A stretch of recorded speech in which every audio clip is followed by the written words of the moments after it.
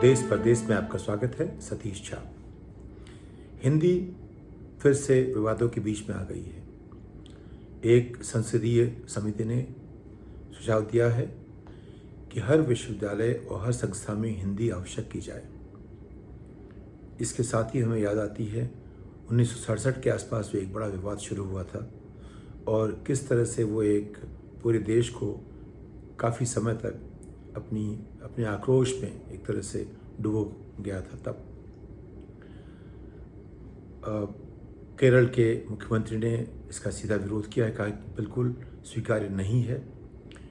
तमिलनाडु के MK. Stalin ने भी कहा है कि ये हमारे लिए अच्छा नहीं है, देश के लिए अच्छा नहीं है और ये जो हमारा जो संविधान है, जो डाइवर्सिटी की बात करता है, विविधता की बात करता है, उसके बिल्कुल खिलाफ है।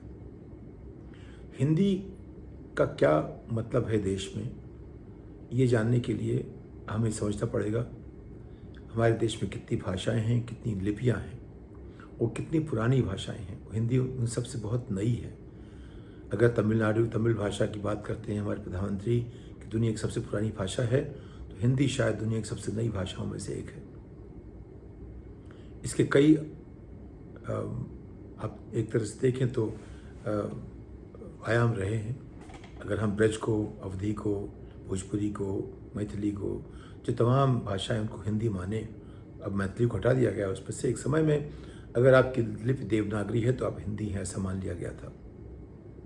लेकिन हिंदी जो राजस्थान में जो बोली जाती है हम तो नहीं समझ पाते। हिंदी जो गुजरात के लोग बोलते हैं समझ में आती थोड़ी बहुत, जो पंजाब में कहते हैं उसे पंजाबी कहते हैं। तो अगर सिर्फ उत्तर की बात भी देखें तो जितनी भाषाएं हमारी हैं उनकी लिपि अलग है, उनका अंदाज़ अलग है, वहाँ की मातृभाषा वो है। देश को जोड़ने के लिए अभी तक अंग्रेज़ी एक भाषा रही है। मुझे याद आता है जब रामनाथ गोयनका जी जो इंडियन एक्सप्रेस के मालिक थे, जो स्थापना उन्होंने की थी इसकी, जब उनसे मेरी पहली मुलाकात हुई जनसत्ता शुरू करने के पहले, उन्होंने मुझसे यही पूछा कि क्या हिंदी आती है। मैंने कहा आती है। क्या लिखते हो? लिख सकता हूँ। क्या लिखोगे? बोलचाल की बातचीत वहीं शुरू। फिर उन्होंने मुझे आधे घंटे का भाषण दिया कि क्यों जो हिंदी के जो उसके जो जिनमें एक तरह से मान लीजिए कि हिंदी को चाहते हैं कि वो देश की भाषा बन जाए, वो लोग हिंदी का नुकसान करते हैं। और हमने भी देखा है कि जब मैं तमिलनाडु जाता हूँ, जो वहाँ लोग हिंदी की बात करते हैं, उन्हें बॉलीवुड के गाने पहले याद आते हैं। बॉलीवुड के डायलॉग उनको सिखाते हैं कि हिंदी क्या है। तो हर भाषा जुड़ती है समृद्धि के साथ। अगर हिंदी का जो बेल्ट है, जो राज्य यहाँ हिंदी सबसे ज़्यादा बोली जाती है, समझी जाती, पढ़ी जाती है, वो समृद्ध हो जाए, अपने आप लोग उधर जाएंगे। लेकिन आज की तारीख में बॉलीवुड जो है हिंदी का सबसे बड़ा प्रमोटर है। उसके नाम पे हम लोग सीखते हैं, सभी लोग सीखते हैं हिंदी, क्योंकि बॉलीवुड सबसे बड़ी संस्था है। एक तरह मान लीजिए अगर संस्था होती तो वो एक अपने आप में एक मान लीजिए तो तमाम फिल्म बनाने वालों का एक अड्डा है। उसका कोई अपना एक संगठनात्मक उसकी जगह नहीं है, लेकिन वो एक छोटी से ज्योग्राफी में एक कई तरह के जो लोग काम करते हैं उनको हम बॉलीवुड कहते हैं। जितनी फिल्में हिंदी की बनती हैं मुंबई से, उन्होंने जिस तरह हमारी भाषा को आगे बढ़ाया है, वो अपने आप में एक देखने लायक बात है, समझने लायक बात है। तो अगर उसको प्रमोट करना है हमें किसी भाषा को, तो वो तरीका है। अब बाहर देखते हैं। जब मैं पहली बार हॉलैंड गया तो वहाँ के लोग अंग्रेज़ी जो बोलते थे अलग तरह की थी। इसमें काफ़ी डच एक एक्सेंट था, एक अंदाज़ जो स्थानीय भाषा का होता है वो था। जब अमेरिकन फिल्में, जब रूपर्ट बर्दाक ने वहाँ जो स्काई चैनल निकाला, उससे जो अमेरिकन फिल्में दिखने लगी यूरोप में दूसरे हिस्सों में, तो धीरे धीरे वहाँ की भाषा बदलना शुरू हो गई। अब यूरोप के लोग अमेरिका की अंग्रेज़ी ज़्यादा समझते हैं, इंग्लैंड की कम। जब अमेरिका गया तो वहाँ देखा जो टेक्सास के लोग थे उनकी अंग्रेज़ी हम समझ नहीं पाते थे। जो मिड वेस्ट की जो उसको कहते हैं ट्वैंग बोलते हैं, उनकी भाषा में जो था हम समझ नहीं पाते थे। लेकिन जैसे जैसे हॉलीवुड का विकास हुआ, आज की तारीख में अमेरिका में जो तमाम तरह के एक्सेंट थे बदलना शुरू हो गए। अब सब में एक समता सी आई है। लेकिन वो इसलिए आई है कि हॉलीवुड ने इतना ज़्यादा काम किया लोगों तक पहुंचने में, अपनी बात समझाने में, अपना अंदाज़ बताने में। उससे लोगों में एक तरह से एक जिज्ञासा बढ़ी।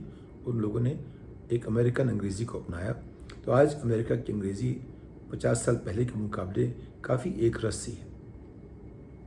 लेकिन क्या एक रास्ता ही हमारे जो सभ्यता की उन्नति का एक प्रतीक है? ये प्रश्न हमें पूछना पड़ेगा अपने आप से। तो जो हमारी भाषाएं हैं, जो उनका जो इतिहास है, जो उनका लालित्य है, जो उनकी संस्कृति है, जो उनका साहित्य है, उस सब को आप देखें तो काफ़ी एक जहाँ तक बात होती है इमोशंस को समझाने की, वो सब बहुत आगे तक है। जितनी अच्छी तरह से हम हिंदी में अपने इमोशंस समझते हैं, उतनी से अंग्रेज़ी में नहीं समझ पाते। वैसे ही तमिल वाले के तमिल होती है, मलयालम केरल में जो रहने वाले उनके लिए होगी, तेलुगु जो रहते हैं तेलंगाना और आंध्र में, गुजरात में उनकी अपनी भाषा है।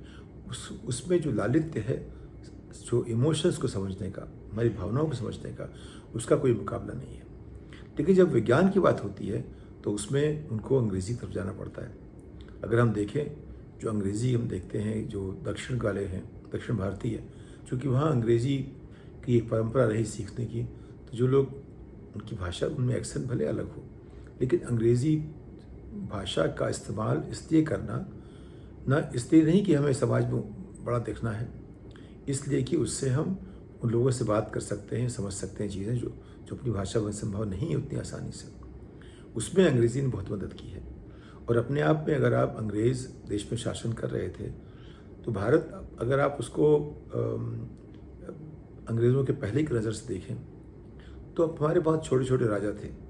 भारत भूखंड आप कह लीजिए, उसकी आप कितनी भी चर्चा कर लें, लेकिन भारत का प्रशासन एक नहीं था। जो स्थानीय राजा थे वो तय करते थे कि लोग कैसे रहेंगे, क्या सोचेंगे, क्या पहनेंगे, खाएंगे।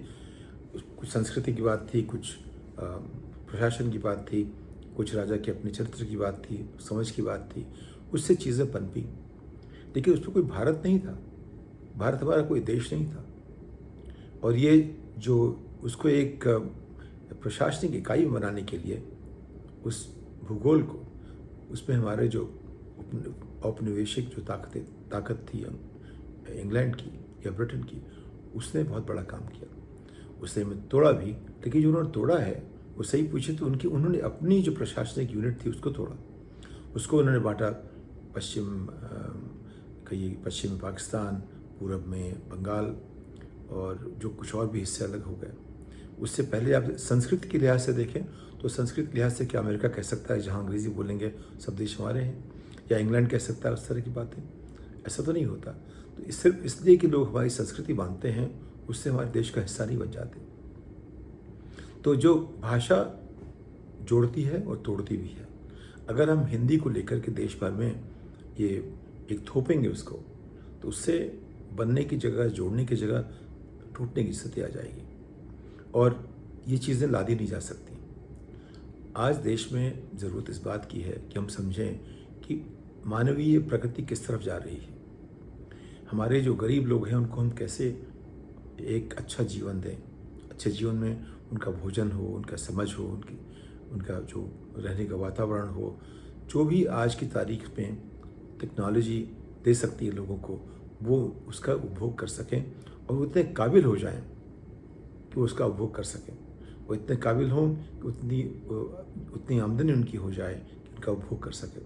हमारी कोशिश उस तरफ होनी चाहिए, और हम ठीक उससे उलझ जा रहे हैं। एक तरफ देखिए तो इस सरकार ने हर चीज़ को एक एक एक करके हम सबको बांटने की कोशिश की है। जो लोग एक एक करते हैं वो बनाते हैं ज़मीन ऐसी बनाते हैं कि हम बट जाएं। एक देश, एक झंडा, एक पार्टी, एक सब कुछ एक तो नहीं हो सकता। लोग अपनी जो अस्मिता है उसको लेकर के अपना जीवन जीते हैं। वो किसी एक झंडा अच्छा लगता है, लेकिन अगर झंडा कहे कि हमको से रोज़ कुछ उठा के लेके चलो, तो झंडे का महत्व कम हो जाएगा। तो झंडा तब तक ही अच्छा है जब तक कि हम उसमें विश्वास करते हैं। और ये अगर हम कहेंगे कि हिंदी और देश का झंडा एक हो जाएंगे तो बड़ी मुश्किल होगी। तो लोगों की जो आस्था है वो सब में कम होना शुरू हो जाएगी। तो बहुत सोच समझ के हमारे संविधान ने एक रास्ता निकाला था कि राज्यों में जो प्रशासन हो भाषा के अनुसार हो, उस हिसाब से उनकी रूपरेखा बनाई गई, उनका क्षेत्रफल तय किया गया, उनकी जो राज्यों की सीमाएं तय की गई। उसमें अगर हम इस तरह की दखलंदाजी करेंगे तो नए सवाल खड़े होंगे जिनकी हमें आज ज़रूरत नहीं है। एक अच्छे प्रशासन का मतलब होता है कि सवाल ऐसे हों जिससे प्रगति हो, जो सवाल बांटते हैं, जो एक तरह की असहिष्णुता पैदा करते हैं, जो वैमनस्यता पैदा करते हैं, जो एक दूसरे को बांटना शुरू कर देते हैं, उनसे हमें बचना चाहिए। लेकिन पिछले 8 साल में आप देख रहे हैं, हर सवाल जो खड़ा होता है वो ऐसा जो हमारी जो संवैधानिक समझ है, जो सभ्यता की समझ है, देश की समझ है, उसके ऊपर सवाल खड़ा कर रहा है। और ये हर दूसरे दिन कुछ ना कुछ नया शगुफा छेड़ते हैं, जिससे कि हम एक होने के बजाय बँटना शुरू हो जाएं। और जबकि वादा होता है एक का, लेकिन जो भी कदम उठा रहे हैं वो सब बांटने के लिए है। वादा होता है तरक्की का, जो भी कदम उठाते हैं उससे तरक्की कम हो जाती है। आज की इस तारीख में हमारी अर्थव्यवस्था 2014 के मुकाबले बहुत कमज़ोर है और हमारे गरीब 2014 के मुकाबले करीब दुगने हो चुके हैं। फिर से दोबारा 30 करोड़ लोग गरीबी की रेखा से ऊपर आ गए थे उसके पिछले 10 सालों में, और पिछले 8 सालों में वो सब फिर फिसल गए। तो ये सब इसलिए हो रहा है कि जो हमारे सवाल हैं वो कुछ अलग तरह के हैं। जब हम सोचते हैं कि सब एकीकरण की बात कौन करता था, शुद्धिकरण की बात कौन करता था, तो हमें हिटलर याद आता है। जर्मनी में ऐसा हुआ, उन्होंने कहा कि जो हमारी नस्ल है वो एक तरह की है, हमारी भाषा एक है। तो एक चीज़ को लेकर के जो भी आंदोलन शुरू होगा, जो भी रास्ता निकाला जाएगा, वो लोगों को जोड़ने की जगह बांटना शुरू कर देगा। वो चाहे भाषा हो, चाहे झंडा हो, चाहे जो भूगोल हो, चाहे इतिहास हो, चाहे जो भी आप करें, इन सब में जो विविधता है वो हमारी सबसे बड़ी पूंजी है, सबसे बड़ी धरोहर है।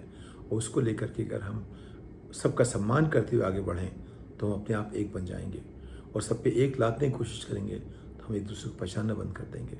इस बात के साथ आपसे विदा लेता हूँ। नमस्कार।